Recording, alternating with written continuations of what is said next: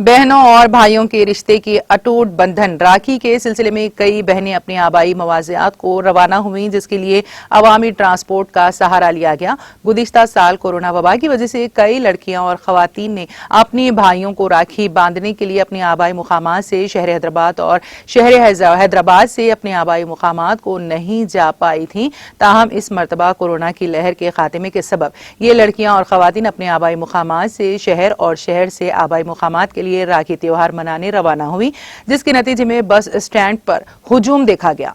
RTC की cargo, parcel और courier खिदमात से भी इस्तेफादा किया गया। राखी स्पेशल काउंटर बनाए गए थे, जहां पर 250 ग्राम वजनी राखी को तेलंगाना के अंदर भेजने के लिए 30 रुपए, तेलंगाना के बाहर भेजने 75 रुपए वसूल किए गए।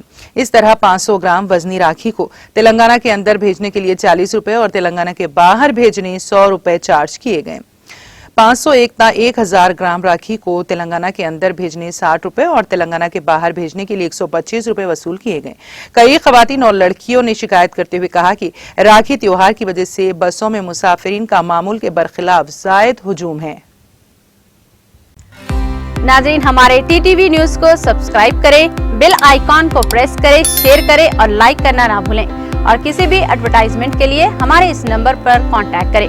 हमारा नंबर है 9550102020 पर।